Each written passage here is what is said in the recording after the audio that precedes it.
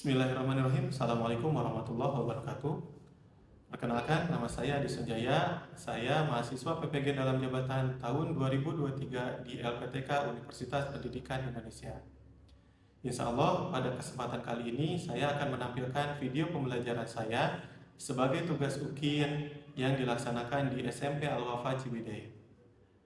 Selamat menyaksikan. Terima kasih. Assalamualaikum warahmatullahi wabarakatuh. Bismillah, Assalamualaikum warahmatullahi wabarakatuh. Waalaikumsalam. Sehat semua? Ada yang sakit? Tidak. Hadir semua ya? Hadir. Alhamdulillah. Anak Jihan? Ada. Alayan? Ada. Aska? Hadir. Abi? Ada. Kerza? Hadir. Gani? Ada. Ada. Gulwan? Ada. Rifki? Hadir. Hadir. Harun? Nirwan? Hadir. Fikri? Hadir. Untuk pertemuan hari ini, materi yang akan kita pelajari adalah konsep fungsi IPO atau input, proses, output. Ya, ini ada di materi berpikir komputasional. Ya. Nah, sebelum dimulai, semuanya duduknya sudah nyaman? Ya. Sudah pakai kaos kakinya? Ya. Kita coba belajarnya biar aman, selamat, dan nyaman. Bapak minta satu orang untuk membacakan tujuan pembelajaran. Siapa namanya? Oke, silakan. Setelah menyimak penjelasan dari guru, peserta didik dapat memahami konsep fungsi IPO, input, proses, output dengan bahasa natural. Kedua, melalui kegiatan praktik, peserta didik dapat menggunakan sebuah fungsi IPO, input, proses, output secara manual. Tiga, melalui kegiatan diskusi kelompok, peserta didik dapat menganalisis sebuah fungsi IPO dalam konteks permasalahan sehari-hari. Oke, jadi untuk hari ini ada 3 tujuan pembelajaran yang akan coba kita capai. Yang pertama, mudah-mudahan dalam pertemuan hari ini kita bisa memahami ya apa itu fungsi IPO. Yang kedua, mudah-mudahan kita juga bisa ya menggunakan sebuah fungsi dari IPO itu sendiri. Yang terakhir, ya selain kita bisa menggunakan, kita juga bisa membuat. Ya, awalnya kita analisis dulu, terakhir ya mudah-mudahan kita bisa buat fungsi IPO yang baru untuk memecahkan permasalahan sehari-hari. Gitu ya, itu tujuan pembelajaran hari ini. Sebelumnya, ya masih ingat materi yang terakhir yang kita pelajari? Kalau nggak salah tentang jaringan komputer ya dan internet. Materinya tentang website. Ya, betul ya. Nah, mudah-mudahan kalian juga bisa mengaitkan materi yang sebelumnya dengan materi hari ini. Karena ketika kita belajar website kemarin kan, website untuk apa? Website itu untuk menampilkan informasi. Itu ya. Tapi gimana caranya website bisa kita akses? Berarti kita harus mencari terlebih dahulu ya, memasukkan alamatnya. Nah, itu sebetulnya sudah masuk ke dalam konsep IPO. Nah, lebih jelasnya nanti sambil berjalan, mudah-mudahan kalian bisa mengerti. Gitu ya. Selanjutnya untuk alur pembelajaran hari ini, ya di sini ada 6. Di sini ada 6 tahap. Yang pertama kita pahami materi, kita coba dulu. Nah, ini untuk mencapai tujuan pembelajaran yang kedua. Kemudian untuk tujuan pembelajaran yang ketiga kita akan capai dengan 4 tahap. Pertama analisis, kemudian kita buat, kita coba tampilkan. Kalau ada yang kurang atau keliru kita sempurnakan. Untuk teknik penilaian, ya pada pertemuan hari ini ada 3 penilaian yang akan diambil. Yang pertama dari segi pengetahuan, di akhir akan ada post test untuk ngecek seberapa jauh pemahaman kalian tentang materi yang akan dipelajari. Ya, kemudian yang kedua yang akan dinilai dari segi keterampilan, khususnya adalah kinerja ketika berkelompok. Diharapkan semua siswa aktif dalam mengerjakan tugas kelompoknya.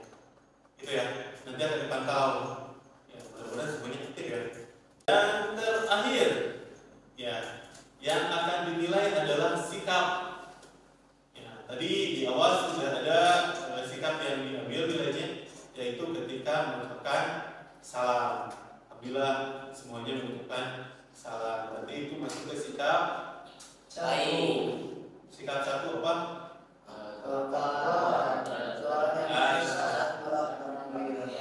Gitu ya, karena memberi salam itu hukumnya sunnah, tapi membalas salam hukumnya wajib. Gitu ya. Dan nanti ada sikap-sikap lain yang akan kita ambil. Gitu ya. Nah, sebelum dimulai, sebelum kita pahami materi tentang fungsi IPO, Bapak mau kalian akses dulu materi pemantiknya. Ya, silahkan diakses dulu. Kalau ada kesulitan, boleh.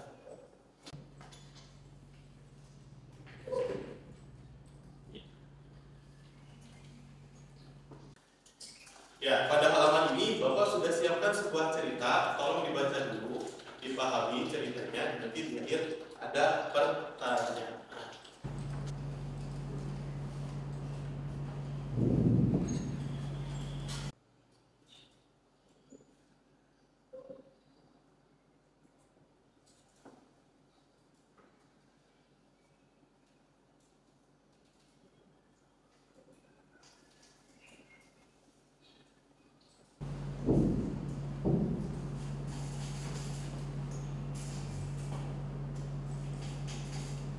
Sudah?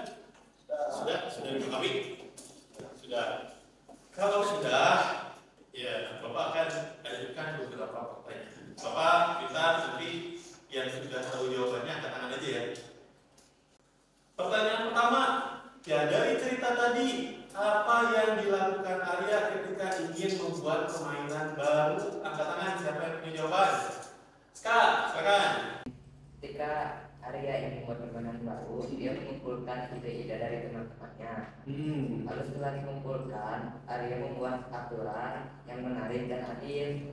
Setelah itu, Arya mengajak teman-temannya untuk bermain permainan kasih Arya. Oke, teman diborong Bu Askar, Pak. Ya, jadi betul. Jadi ketika Arya ingin membuat permainan baru, Arya mengumpulkan informasi atau ide-ide dari teman-temannya. Nah, pertanyaannya, Ska, apakah itu masuk ke dalam sebuah proses? Bukan sebuah proses ya. Apakah itu masuk ke dalam input? Input itu apa input? Masukan. Termasuk nggak? Termasuk? Termasuk. Oke. Ya, jawaban Aska katanya termasuk. Kita kunci dulu ya. Sekarang pertanyaan yang kedua, apa yang dilakukan Arya untuk membuat aturan permainan? Siapa yang tahu jawabannya katanya? Tuan. Untuk membuat aturan permainan, Arya mengumpulkan ide-ide dari teman-temannya bagaimana cara membuat permainan yang menarik. Terus Arya berpikir keras cara menyusun aturan permainan yang seru dan adil. Oke, berarti ada dua langkah yang dibacakan duluan. Nah, dari dua langkah itu mana yang masuk ke dalam proses kira-kira duluan? Proses berpikir keras untuk menyusun aturan permainan yang seru. Oke, berarti yang masuk ke dalam proses katanya ketika Arya berpikir untuk membuat aturan permainan yang seru dan adil berdasarkan hasil analisis dari ide-ide teman. Gitu ya. Pertanyaan berikutnya, apa yang terjadi setelah teman-teman Arya mencoba permainan barunya? Jam. Sangat senang. Sangat senang. Ya, jadi teman-temannya ketika mencoba permainan baru yang sudah dimodifikasi sama Arya, ternyata teman-temannya menyukai ya. Senang ketika bermain dengan aturan yang dibuat Arya. Nah, pertanyaannya Jam, apakah itu masuk ke dalam output? Masuk. Masuk. Kenapa? Dari mulai dari input atau masukan dari teman-temannya, terus disempurnakan oleh si Arya dan ketika dicobanya sangat seru gitu. Sangat seru, betul. Mengeluarkan kebahagiaan. Oke, mantap. Jadi betul ya, hasil akhir itu adalah sebuah output dan hasil akhir yang dikerjakan Arya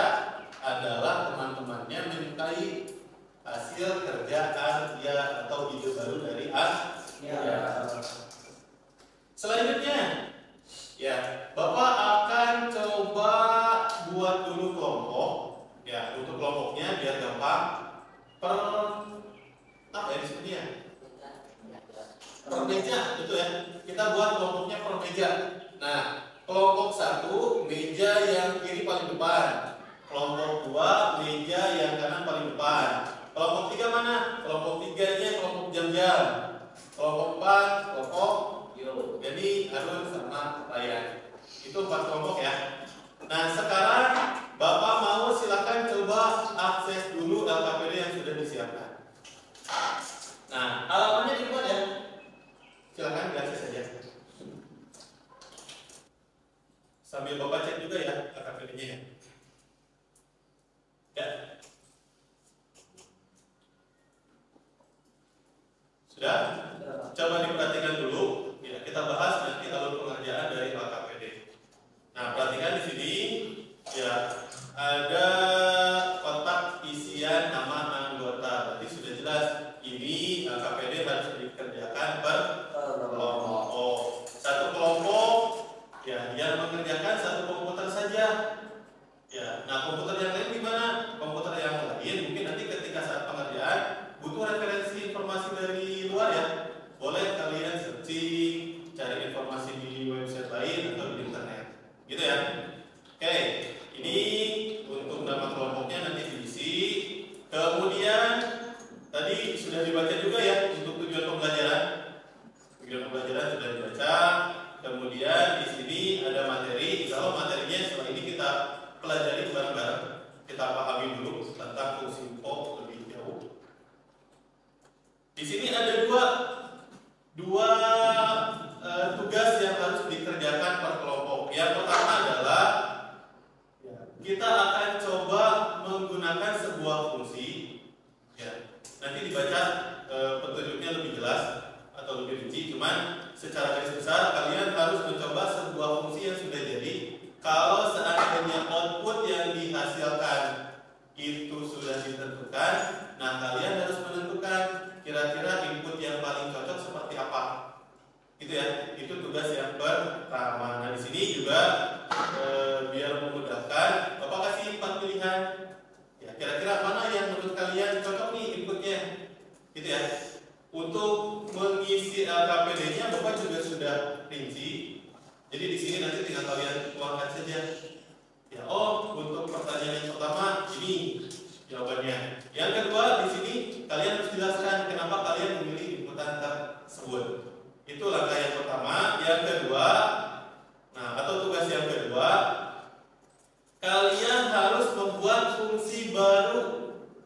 Ya, kalian harus membuat fungsi baru dengan kasus atau masalah yang diambil adalah ya, si fungsi tersebut harus bisa menentukan ya, apakah sebuah bilangan yang dimasukkan ke dalam fungsi termasuk ke dalam ganjil atau genap. Gitu ya. Nah, biar nggak bingung, Bapak kasih contoh di sini. Ya, sebuah kasus yang modelnya atau polanya sama, nanti silahkan dianalisis, kemudian kalian ubah, ya, ubah menjadi sebuah fungsi baru untuk menentukan bahwa fungsi itu bisa memilih bilangannya ganjil atau genap. Di sini juga sudah dibuatkan formatnya, tinggal kalian lengkapi saja. Gitu ya. Itu untuk LKPD-nya. Nanti mudah-mudahan LKPD-nya bisa selesai semua ya, dan bisa presentasi ke depan. Oke, sekarang sebelum mengerjakan LKPD kita akan bahas dulu, teman. Oke, ya. Sebelum ke LKPD dikerjakan, kita akan bahas dulu materi untuk hari ini.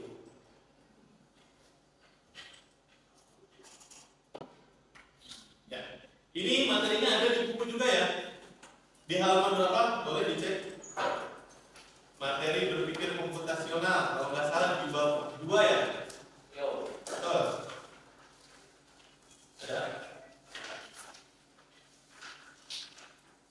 Ada ya.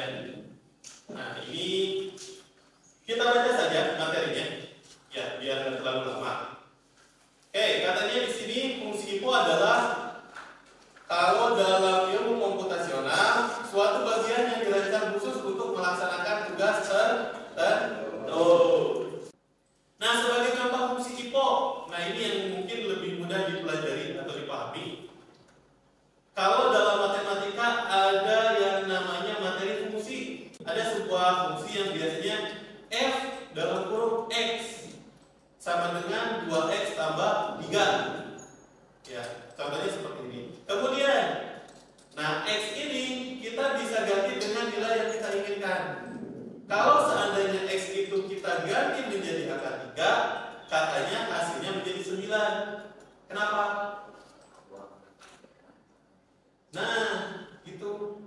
itu sebuah wadah yang bisa kita ganti sesuai keinginan.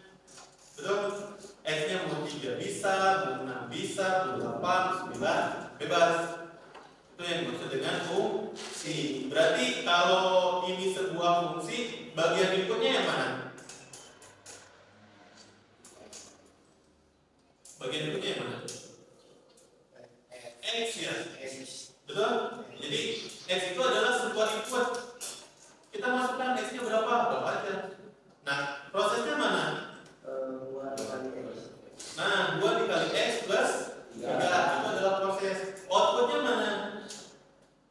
Outputnya hasil dari Betul, hasilnya. Kayak tadi hasilnya adalah itu yang dimaksud dengan konsep fungsi IO. Input, proses, output. Contoh lain. Nah, ini kayak tadi. Kalau kita ingin membuat sebuah kue, contohnya. Nah, berarti biasanya kalau kita bikin kue, berarti kita harus punya fungsi dulu. Nah, fungsi itu diibaratkan sebuah resep. Resepnya sudah ada. Harus masukin bahan A, bahan B, bahan C, dan seterusnya. Ketika resepnya sudah ada, berarti kita harus siapkan bahan. Ketika bahannya sudah ada, berarti diolah. Ketika sudah diolah, berarti jadi kue. Nah, berarti bagian menyiapkan bahan masuknya kemana? Input. Kalau ini proses. Kuenya output. Berarti nah resep ini adalah sebuah fungsi. Nah, contoh kue yang dibuat itu kue rasa stroberi. Terus kita pengen ganti jadi rasa coklat. Berarti kan kita bisa pakai resep yang sama ya? Betul? Hanya berubah beberapa bahan saja, atau kita hanya berubah beberapa input saja. Itu yang dimaksud dengan fungsi. Nah, secara garis besar katanya fungsi membantu menciptakan struktur program yang teratur dan dapat dipahami. Sebagaimana halnya memasak kue dengan menggunakan resep yang telah teruji. Jadi, ya yang paling mudah analoginya tadi membuat resep kue. Jadi kalau sebuah perusahaan kue, dia setiap hari tidak perlu membuat resep baru. Kenapa? Karena dia sudah punya fungsi-fungsi resep yang banyak. Ya, betul? Ya, kalau pengen bikin cupcake, dia sudah punya fungsi cupcake. Kalau dia mau bikin kue apa ya? Selain cupcake. Apa? Donat. Sudah ada fungsi donat. Gitu ya. Kalau mau buat apa lagi? Satu lagi contoh. Bolu kukus ada fungsinya. Nah, fungsi ini bisa diberikan sebuah resep. Oke, tentang materi yang dipelajari ada pertanyaan? Ada gambaran? Ada ya? Sudah dipahami ya tentang info ini? Sekarang ayo kerjakan LKPD yang sudah diberikan. Silakan diskusikan dengan kelompok. Kalau ada pertanyaan, silakan ditanya. Masuk di tahap pertama dari lubang 1 dia berubah. Nah, berarti tetap. Nah, terus dan di tahap yang keduanya itu yang kedua tetap nggak berubah. Nggak berubah bagian bawah, nggak berubah tahap keempat. Tidak sesuai dengan keinginan. Nah, oke, gitu ya. Nah, kedua.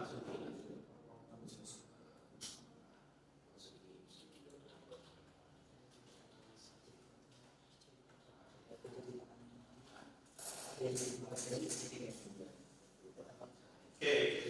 lalu ya, ya, gimana? Tapi ini mah untuk menentukan bilangan itu positif, negatif, atau nol. Nah, tugasnya adalah bikin fungsi baru untuk menentukan ganjil dan genap. Kira-kira polanya sama nggak? Sama nggak? Sama ya? Nah, coba kerjakan dari atas dulu. Coba deskripsinya diisi, judulnya diisi. Nanti pas di bawah, ya, sambil ngalir biasanya. Dan nanti, oke, cobain di judul. Ada judulnya. Ini judulnya di bawah. Berarti penentu apa di sini? Penentu bilangan enggak, tugasnya ini. Penentu bilangan ganjil dan coba tulis penentu bilangan dia Oke. Oh, ininya gini aja ya. Foto atas itu ya. Berarti pindah ke sini ya. Ya, deskripsinya di sini apa? Fungsi ini menerima satu bilangan sebagai input. Sampai sini sama nggak kira-kira? Sama ya. Dan memberikan informasi apakah bilangan tersebut adalah. Berarti kalau di sini, nah, jadi apa?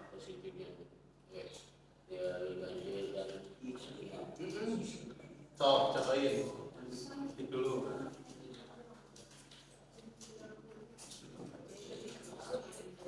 Betul, karena itu kata kunci dari fungsinya ya. Betul. Nah, cobain. Nah, mulai dipakai aja.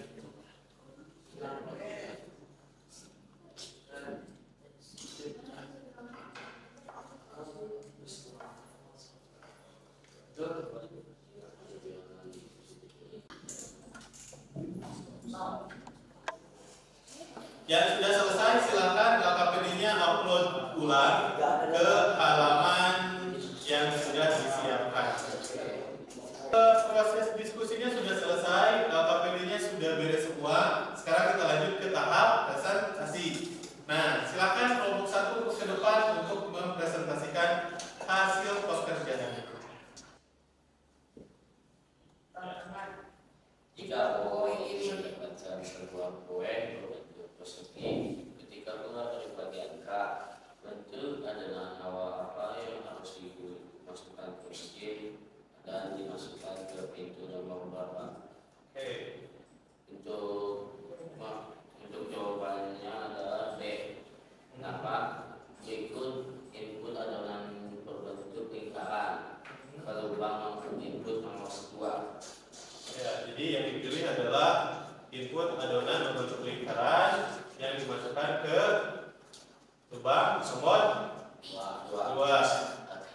Nah, sekarang silakan Bapak mau pengen langsung aja yang kalian tulis ini dijelaskan di mesin yang tadi, yang bagian atas di gambar. Nah, di sini. Karena lingkaran bisa berubah menjadi kotak. Oke, dimasukinnya di lubang mana tadi kan? Di lubang yang kedua. Oke, terus Habis itu yang tahap keduanya tidak bisa karena segitiga menjadi lingkaran. Karena kan itu bentuk awalnya kan persegi, tapi isinya lingkaran, makanya dilewatin saja. oke, terus Habis itu tahap ketiga berubah menjadi segitiga karena ada perubahan dari persegi sama ke segitiga. terus Lalu dilanjutkan ke tahap keempat. Tahap keempat bisa berubah karena ada perubahan segitiga menjadi persegi. oke. Lalu ke tahap terakhir, tapi tidak bisa karena ini lingkaran jadi berubah menjadi segitiga. Berarti yang terakhir tetap dalam bentuk Berbentuk persegi. persegi ya. Ya. Jadi di sini ada beberapa proses yang dilewati karena bentuknya tidak sesuai. Ya, jadi yang dipilih adalah dimasukkannya bentuk adonan lingkaran ke lubang nomor 2 dan sesuai ketika di lubangnya sama ya. Bentuk yang diminta adalah persegi. Oke, dilanjut dulu. Silakan yang kedua.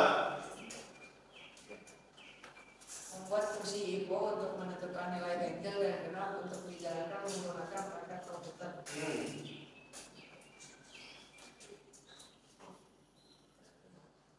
Langsung ke itu langsung. Boleh, silakan dibacakan saja. Deskripsi. Fungsi ini menerima satu bilangan sebagai input dan memberikan informasi apakah bilangan tersebut adalah bilangan ganjil dan genap. Input satu bilangan bulan proses.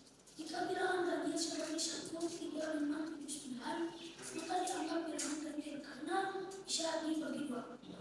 Tidak bisa dibagi 2. Jika bilangan dengan seperti 2, 4, 6, 8, 10, maka dianggap bilangan genap karena bisa dibagi 2.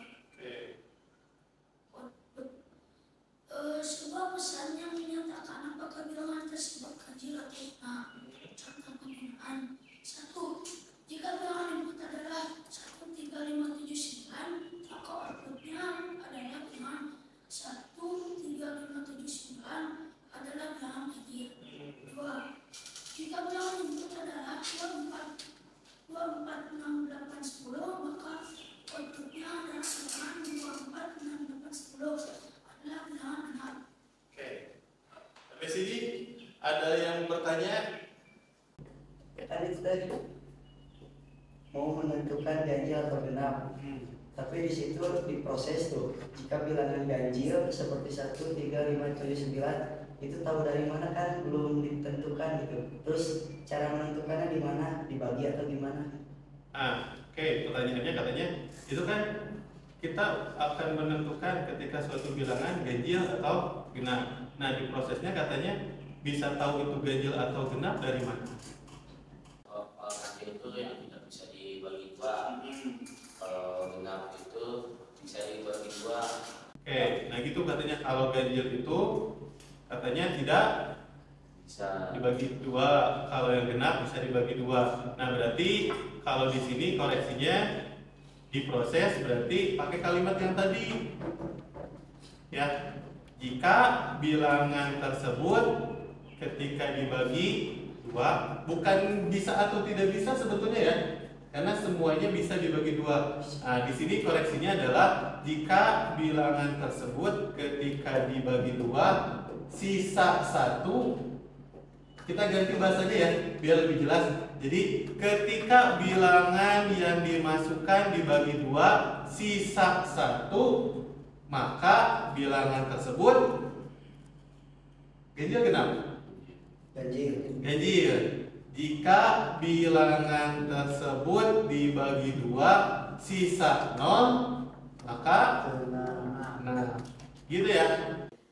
Oke, nanti silakan hasil pekerjaannya diperbaiki dulu untuk diupload ke Pak Heri.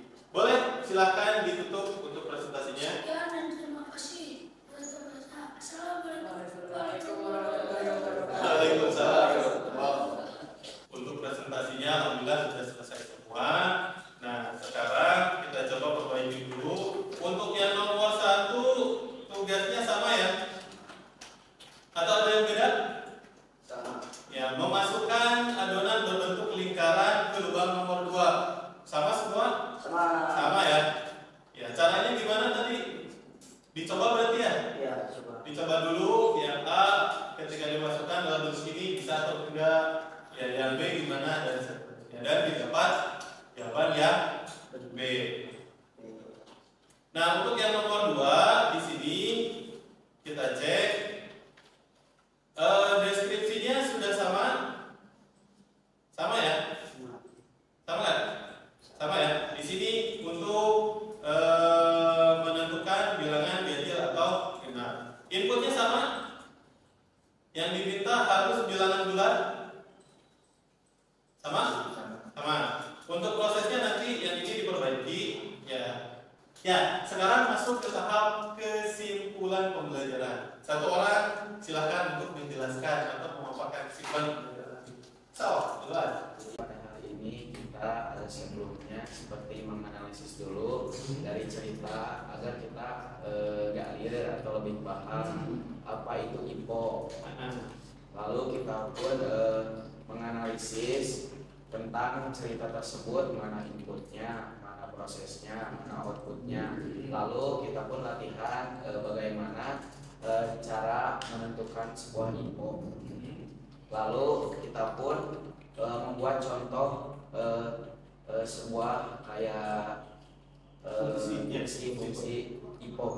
Oke, berarti gitu ya. Nah, udah. Jadi bisa dipahami materinya? Bisa ya. Dengan alur yang tadi kita coba kenali dulu apa IPO. Setelah tahu apa IPO, terus setelah kita tahu apa itu fungsi, terus kita gabungkan ketika kita bikin fungsi dalam bentuk IPO seperti apa. Terus ada IPO yang sudah jadi, kita cobain ya. Yang tadi yang mesin kue. Kemudian udah bisa nih, oh yang fungsi kue atau mesin kue sudah tahu alurnya seperti apa. Ada inputnya, ada prosesnya, ada outputnya. Kita coba tadi membuat fungsi baru dengan masalah Sekarang silahkan akses halaman di depan. Ini per orang ya. Kita akan coba melaksanakan post test. Maka bukunya ditutup, langsung dikerjakan.